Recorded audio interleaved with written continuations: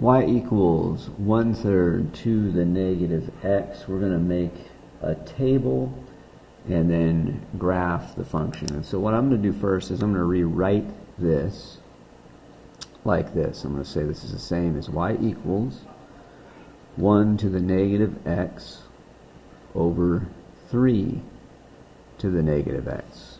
Just as kind of a reminder that that's what this means. When I have 1/3 to the negative x, it's the same. But here's something else that I think is going to be helpful with this. 1 to the negative x divided by 3 to the negative x is the same as 3 to the x divided by 1 to the x. Alright, so this is basically, since 1 to any power is 1, what we're dealing with here is just 3 to the x. I think rewriting it like that can make the problem much less confusing. So here's what we're dealing with here. This function right here, 3 to the x. And again, that's because if you're thinking like, where did this thing go down here? Remember, 1 to any power is still 1.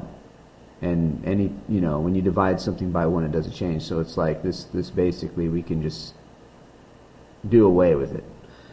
Alright, so we're going to make a table with 5 points here. We got our x and our y. We'll do -2, -1, 0, 1, 2.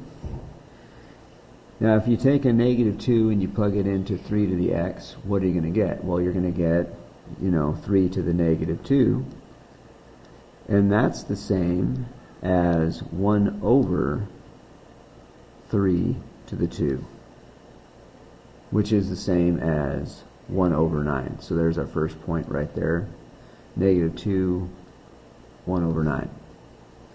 If I plug in a -1, I'll have 3 to the -1.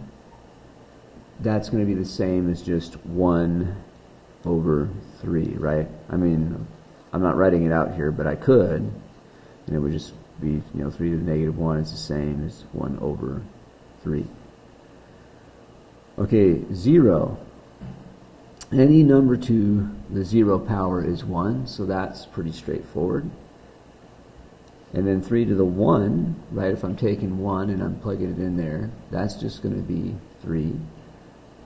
And finally, 3 squared is 9. So there's our table. Now all we need to do is plot the points. It's going to be a little bit tricky because we have these fractions, but we can deal with them, alright? So -2, 1/9. I go to my graph right here. -2 is right here.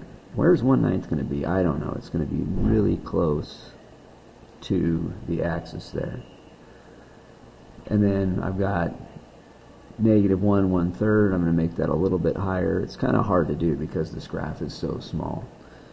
Anyway, now we got some points that are going to be easier to plot. 0, 1, right where it crosses the y-axis. 1, 3 is right there, and then finally 2, 9, and that's going to shoot up to there. And that's how these exponential functions work. They go up rapidly like that. And so now we're just going to make a curve to try to connect those as smoothly as I can. Not too bad.